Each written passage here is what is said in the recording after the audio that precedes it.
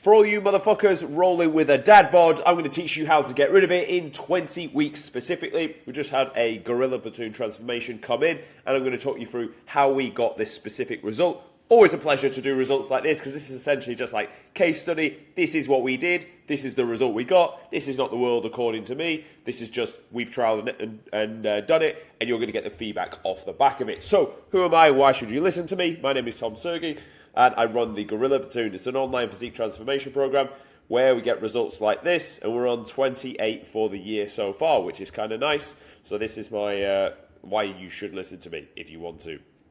Now, my promise to you in this video is you will know, obviously, how to go from essentially 25% body fat down to 10, how to eat to get shredded, what training we use to look aesthetic, and the mindset to keep you locked in along the way, because I can give you the tactics. If you don't fix what goes on in between here, you'll fuck it up. Trust me when I say I've seen that more than enough times. So, let's dance. So, what we did in order, like what did he eat and then how we did the eating. So your first course of action, if you're going to do this for you, is you need to know your starting point. That is made up of your scale weight and your body fat percentage.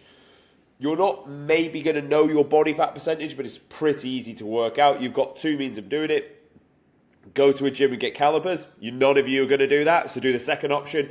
There is graphs online where you can get photos and actually compare your physique to theirs. What I'm going to do in this video actually as a nice little bonus is I'm going to show you one you can take a screenshot of in this video. So you can use this one here. You could literally just take a screenshot of the screen right now and then compare yours to this. Now, what I will say actually as a side note plug, what you could call it, is I've obviously done a fair amount of results and I've got a fair amount of start points. I could probably tee up almost from like 10 all the way to about 25, 30 with a load of photos in between to give you more to go off. I've got this document I made here a long time ago. I can't send it to you, but what I could do is I could it's not sexy right now. I could sexy it up and make it a bit more user-friendly, and then maybe I could sell that on the side. If that's something you want, cool, no pressure, obviously. I'm not trying to hard sell you. I'm just showing this is what we do. So if you want that, let me know, and I'll turn it into a fancy document and get it out to you. Anyway, so what we did was understand he was sat in around the space of 25. We knew his scale weight was 89, 25% body fat. It's going to give us a rough goal that we need to get down to 66.7. I'm no good at maths, so what I do is 66.7 plus 10%. It's going to give us a bottom scale weight of 73.3. However, we actually finished lower than that, so which tells me I either overestimated how much body fat he was carrying, or we actually just took him to a leaner level. But anyway, you're then going to set yourself up off the back of that. Now, when you're starting 25% body fat, you can go fairly aggressive into a deficit, but not so aggressive. You want somewhere to go with it. Now, I actually went fairly aggressive with this guy, and we started pretty much at this for a start point. So we started at, we'll bring the screen back up, 2,150, which actually, you may say, fucking hell, that's not much calories. And I agree, it's not really that much calories. But he didn't need any more. And the beautiful thing about starting low at this point, we actually could rinse this out for a long period of time before we needed to make any adaptation. And I'll come on to that in a second. I always start with 10K steps and no formal cardio. That is a tool that comes in after. Right, now I'm going to go through the diet that I tend to use. So you can model it, use it. If you like it, great. If you're allergic to the food, don't fucking eat it. But I'll just show you why I do what I do. So here's a template example. The calories don't match, obviously, but look at the template more than what we're using. So meal one will consist of oatmeal. Why? Because it's filling and fibrous. Start the day with something that's going to stodge you out. 70 grams dry weight, scoop of whey to get the protein up, peanut butter at 30 grams to slow down digestion. Fat, slow down digestion and make it last longer. Berries, just to back out the meal and give it more fiber. That's meal one. Alternative to this, you'll be going with eggs and bread. Meal two, your absolute classic, chicken breast raw weight 150, veg at 100, dry weight of rice. That will go right through you, ready for the pre-gym. Again, if we're dieting, we want oats as a pre-gym because, again, it'll fill you out with some jam to go down. Shake off the back of that to get that straight in. And then you're into your evening meal, chicken veg again. You've got pasta. You could swap it for white or sweet potato if you wanted even more volume into the diet. And we finish the day with some morale and something sweet. Low-fat yogurt, dark chocolate, looking for 70% or above, and 100 grams of berries. So that's the way I roll my feeding. Why I do it, it's nice enough that you will eat it. It's not so nice that you won't stop eating. Dark chocolate will be one of the first things I pull out because it's very palatable. It's the most palatable thing probably in that whole diet. It's nice and simple. You need simple. You don't want a complicated meal plan. You don't even need a meal plan that is 2 different days. Maybe a training day and a non-training day, but I just tell the guys, don't eat the pre and the post on the non-training day, obviously. But this diet is simple. Your food shop will be small. It'll be consistent. Your prepping will be easy because you're doing the same meals twice pretty much. Make your life easy, boys. Don't try and make it fancy. Don't look at all these gay things on Instagram Reels going, oh, an Oreo fucking protein ice. Shut the fuck up. Don't eat that sort of stuff. Remember, you weren't really...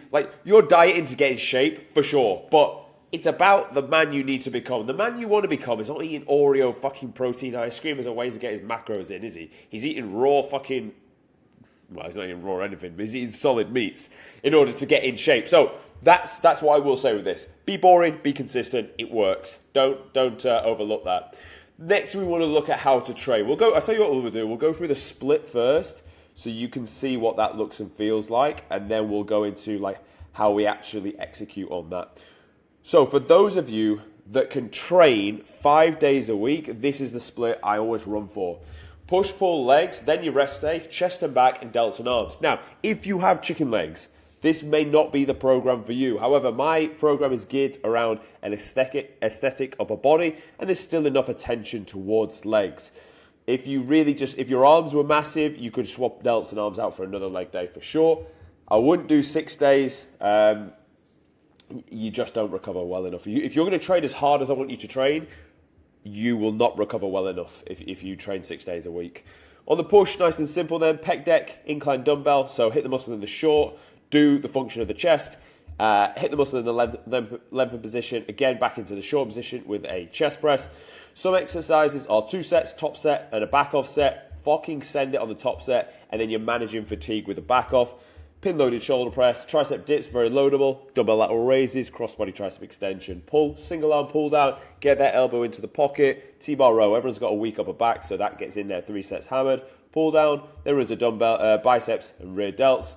Leg day, hit the muscle in the shortened position for the quad and the ham, into leg press, progression from leg press I would say would be a Smith machine back squat or a hack squat if you've got one available, most don't, so a Smith machine back squat is going to be better. Why is it a progression for the leg press? Well, the leg press, your back is supported. Perfect, and I'm all for that. The leg press, you're going to get max hip flexion because the hip joint will close up before the knee joint because unless you can get your feet, unless it's like a really, really low foot platform, you're not going to be able to close your knee joint up as much as possible. Whereas you sit yourself into a Smith machine, legs forward, boom, drop all the way down, you can close that knee joint up massive and really load the quad in the lengthened position. Dumbbell split squat to absolutely fucking ruin your morale that day. And then we're into calf raises and decline ab crunch. Chest and back, it's just a flavour of push and pull. Delts and arms, giving the extremities its own day. For people like me, delts and arms need their own fucking day, and you need to absolutely send it throughout these sessions. Now, what we're looking for when we are training, execution. What I'll come on to with execution, let me give you an example of execution. So when we talk execution, I'm thinking of 4 things. 4 things to know if you're training properly. The first one is going to be tempo, speed of repetition. You come down 3, 2, 1, hold for 1, drive back up, pause for 1, and repeat the process. The next thing we're looking for is arm path. If we're hitting the chest starts here, runs across the fibers, hits the humerus. You want to drive the humerus towards the midline of the body. So when you're doing the exercise, we're thinking, pull the fibers apart, bang, now close the fibers back together. Don't press the load from A to B. If you press the load from A to B, you won't hit the working muscle and you'll end up just doing some weird shit and injuring yourself. Drive the bicep across the body. Kind of in the same point, range of motion. Are you taking it as far down as you possibly can? Full range of motion, distance traveled is going to give you more gains. The further you move that load, the more stimulus you put on it. And then finally, we're looking for intensity. This is how you're going to measure intensity via the speed of the last repetition. Take your composory breath, compose yourself, steady. 3, 2, 1, -1, -2, 5 seconds. 5 seconds to press that load back up. If you do 3, I'm over the moon. If you 4, you're fucking cooking on gas. 5, I was obviously doing it for the cameras, boys. That's how your last reps want to look. If your last reps look like that, one more time, then you know you're training properly. If they're not, you can lift more. Let's be honest. So just get in. You're in the gym anyway. You're pushing to failure pretty much anyway. You may as well just absolutely toast yourself off, and that's how you're going to grow. Stay composed when you do this. That's what we mean by good level of execution. You want to do this for all exercises across the body. I've done many videos on where does the muscle start, where does it finish, and then how to know if you're actually training properly. Next thing we want to do is we want to track. If you don't track your workouts, then obviously you're not going to know if you're making progression. So track everything. Write your workouts out. Put the reps and sets you should do. Record the load you lifted and then reps and the sets you achieved. Next time you train, guess what you're going to do? Beat that. Like, in some way, shape or form. More reps, more load, slower tempo, better execution, whatever it comes down to. And obviously, progression. Progression. Your progression is the fact that you can tangibly put your hands on. I was pressing 28 kg dumbbells on a flat bench on week 1, and now I'm at the 36s on week 16. That's what we're looking to do here. And if you train like that, you will build muscle. There's not really any secrets to it. People will try and tell you the secret exercise to grow your biceps. 3 exercises you should do to grow your... Shut the fuck up, mate. It's simple. It's really simple. Where's the muscle start? Where's it finish? Bring the two of them together. Train to failure. It will grow. It will grow. It's that simple. But most people don't know what they lifted last time because they don't fucking write it down. Write it down. You'll know if you're growing or not.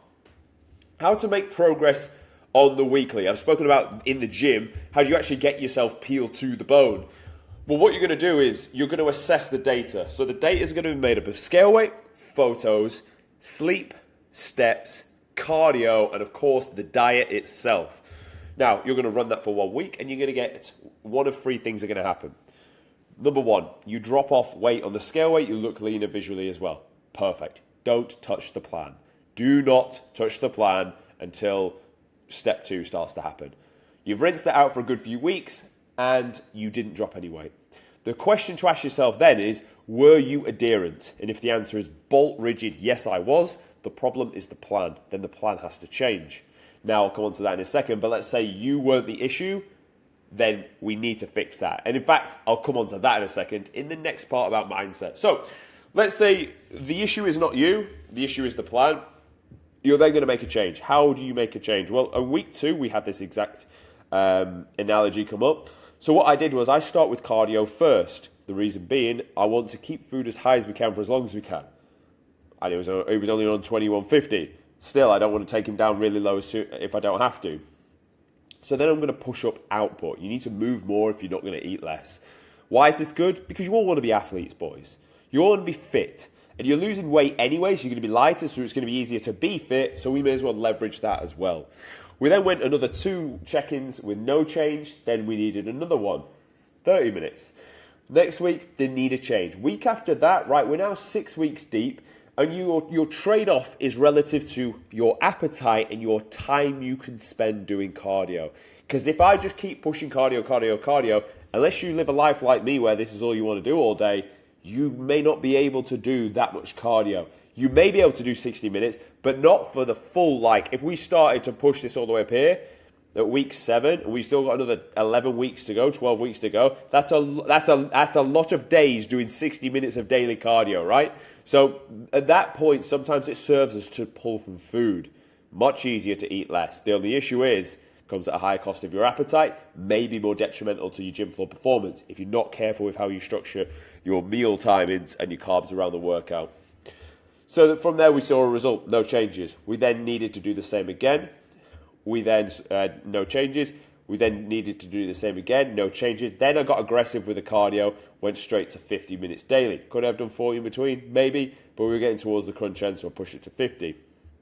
No changes, 60 minutes of daily.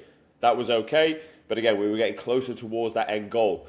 70 minutes plus 100 calories moved. Drop the fucking hammer here. I knew we only had a week, maybe 2 left at best. 15k steps to finish it off. Why? Because it comes at a lower cost of fatigue, or unfortunately a higher cost at the time. So at this point, 70 minutes of of cardio daily and 15k steps. This guy was as fit as a fiddle. Last week, obviously, didn't need to run any changes. And that is how we got him to the goal, what I exactly did, when and why. And you're obviously going to replicate that into your own lives. Now, you will still fail if you don't have your mindset right. You really, really will. You can get given, the information's out there, maybe not given to you in a manual as it should be. If you pay for someone's information, it'll be better structured. But if you don't fix your mindset, it doesn't matter who gives you the information or how good it is, you just won't follow it because you're just not ready to do that. So how do you stick to one goal? Human beings, for the longest of time, have always found new appealing. New, whatever it is, clothes, location, items, women, whatever the fuck. New is exciting. The problem is, when you want to get in shape, new is wrong. Because if you're trying to get in shape and you're doing hypertrophy style training, you're making progress, all of a sudden you see your mate who's he's like a bit of an athlete, he can run, he can move a bit of weight, he's doing high rocks, you can think, oh, well, I should do high rocks. And then all of a sudden you forgot your goal and you're doing some random person's goal all because of a thought you saw. Or you know you need to bulk, you're quite thin, you need to just stack on a load of weight. And then you think, oh, boxing point, I need to be able to fall to 1.5. And I agree, you probably do. But for the season of your life, it would have just served you to lock in and become a thicker, bigger human, then go all in on boxing. If you try and do both, you're going to end up with neither. And if you end up with neither, you're just going to be disappointed because you're going to be cat shit at all things rather than really good at one. Park that, put it on the minimum effective dose so it doesn't regress, and then go into the second. Send that through the roof. Back to minimum effective dose so it doesn't regress. Repeat until all areas of your life that you care about are moving forward. And again, when I say what you care about, why did you set the goal in the first place anyway? Why do you want to incinerate the dad bod piss tank anyway? Like, maybe your bird ain't going to leave you. Maybe it don't really matter. Maybe, like, this top 1% man shit is all, like, a facade and, you know, it's just other people trying to get you down a rabbit hole and actually it doesn't really matter and women don't care. You must understand, why do you want the goal? Why do you want to get in the best shape of your life?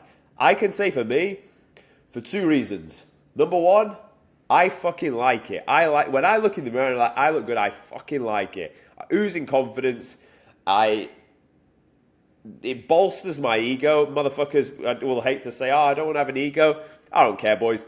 If that bolsters your ego goes higher and you try some ambitious, hard shit because of it, it's a fucking beautiful thing. It really, really is. So don't let people ever say you shouldn't have an ego. You don't need to be an arsehole, but behind closed doors, you should look in the mirror and be like, I am the fucking best thing since sliced bread. I can do whatever I want in this world. Because nothing bad. In fact, you'd be doing society a favour because you having that mindset and starting. If I never had that mindset, the Gorilla Platoon wouldn't exist, and there'd be 28 people that wouldn't be in the shape that they are today. It's not to rub my own fucking ego or whatever, but it's to say that you're an ambitious individual. You should believe you are. Behind closed doors, you can be fucking egotistical and arrogant. Don't be an arsehole to people in person. But obviously, have that situational and human awareness anyway. And for the second reason, it's nice to do something hard that is well respected and then you have that thing. And that's another reason why I do it. I want to get in the best shape of my life because it's well respected and valued from other people. That's why I want it. And I do not, I take no sadness in admitting that to the world. I really do not. So, have one, but what's your version? That's what you need to ask yourself. Why do you want to get in shape? Because that why needs to be stronger than any shiny object that's going to come in the way. Because it's going to come in the way. It's the same as, and I'm not at this stage, boys. I tell you now, I just travel around the world. I have fun as fuck. I've like not had a girlfriend in years because I just focus on the mission and travel and just enjoy myself. But it'll get to a point, boys, where like I'll be with a woman and there'll be other girls that'll want me. And you need to then look at yourself and remember why you wanted that woman anyway and what goals essentially you had with her. Because ultimately you're still going to be with someone with goals, which is obviously to breed your offspring. But you're always going to have new and shiny distracting you. So it's in level one shit for you right now, it's not getting distracted from coming off the diet or coming off hypertrophy training to do high rocks or to like have a fucking cheat meal with some random friends. That's level 1. That's where you are right now. But you have to do that. Otherwise, when you are 5 steps ahead down the line, It's 7 out of 10 girl that's trying to get you to cheat on your main girl who you've been with for 2 years and built a solid relationship with.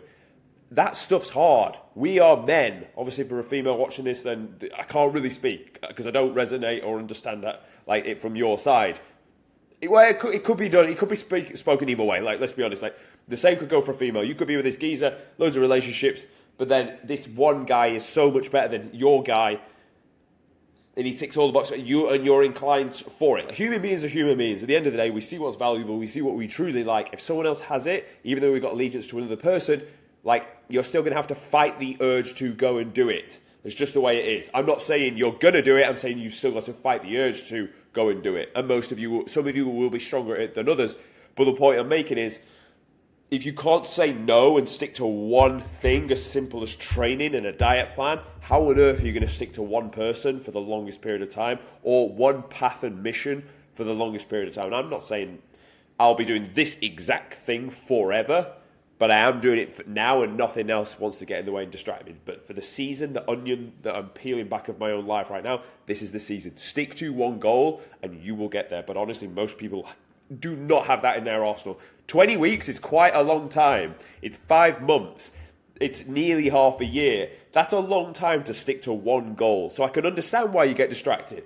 And that's why I bring this back up to you. Why do you want it in the first place? Second point I'll say is, why balance and sustainability will keep you average. I was speaking with a client yesterday/today, and it was really, really good. So he sent me some messages of his friends being like, wow, why are you on this diet? It's not sustainable. People yo-yo. Have you heard of 80-20? And they've, honestly, from their perspective, I don't shoot people down like that. I understand where they're coming from. The point I said to him, and he almost like already came to me with this point because he's an intellectual guy. To get in shape is not the same as to maintain shape. So to get the goal, you don't want balance. You don't want sustainable. You want all on, tap on, full fucking send, unsustainable approach to get you to the goal as quick as possible. If you fuck around with 80-20, you'll never get there. If you try and balance your way to getting shredded, you will never get there. I can tell you that right now. Because you're then having to put a lot of pressure on the above goal. Focus. It means you're going to have to focus for double the time, which is hard enough to do it for the singular time, let alone for double the time. Because in my version, you're going to see results weekly, bang, bang, bang. In the other version, you're going to see results like fortnightly, which is going to be even slower. So it's going to be even harder to stick to the goal. So your best bet to achieve one is to dial it in with this.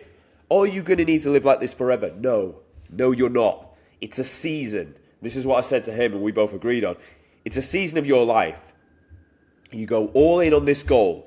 Once you get the goal, you then go to the minimum effective dose so you don't regress. It's much easier to maintain something than it is to go and get it in the first place.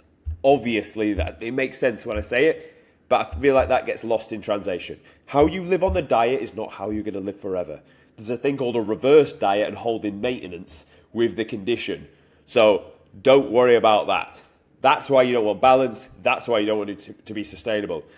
The last thing I'll say is, if you want to get in the best shape of your life, don't focus on the physique. It's the same as if you want to get the girl, don't focus on the girl. This is not relationship advice. I'm just trying to use analogies because fucking we're men and we always think women. And so if someone put it in that context for me, I'm like, yeah, makes sense, cool. I understand. But I never thought of it like this for fitness training and physique development, but now it makes sense. If you focus on the abs, you'll never get the abs.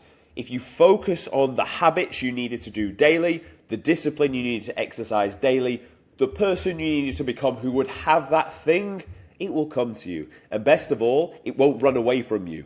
Because if someone gave you the 10 out of 10 girl, you'd fuck it up because you just weren't ready for it. And that's all right. We're not going to be. Obviously, we need to go through the trials and tribulations to get up to that point. It's the same with getting in shape. If we could click our fingers, it's probably, I don't have any evidence to back this up, but imagine liposuction's a thing, right? Or people take injections and pills and they'll lose a load of weight, fine. But surely they've not done the habits to keep it off. So they're going to go back to do what they usually do. And as a byproduct of that, they're just going to end up back in the same position and then sucking more fucking fat out their body with a hoover. You don't want that to be you in this analogy. It's not going to be as extreme. but you want to be the person that can keep it long term because you went through the trials and tribulations to get it. And it was all about that anyway. The reason people like it is because how you had to get it. It's not the thing itself. If you want to get in shape for just one holiday, your mindset's fucked. You got a smelly mindset. You've got to think, this is you forever. This is your identity. You're an athlete. As soon as you think you're an athlete, you'll be able to keep the thing long term. And these are the mindsets I want to go over. So this was it. This was the end result we got to. I actually didn't put up the back shot or the front shot, but you get the point of the transformation we did. 18 kgs down, 20 weeks, and this was the finished position. So hopefully you found this useful, boys. If you did, sick, subscribe. If you want to work with me, there'll be links in the description. Book a call and we will take it from there and do the same for you. Thanks for watching. See you tomorrow.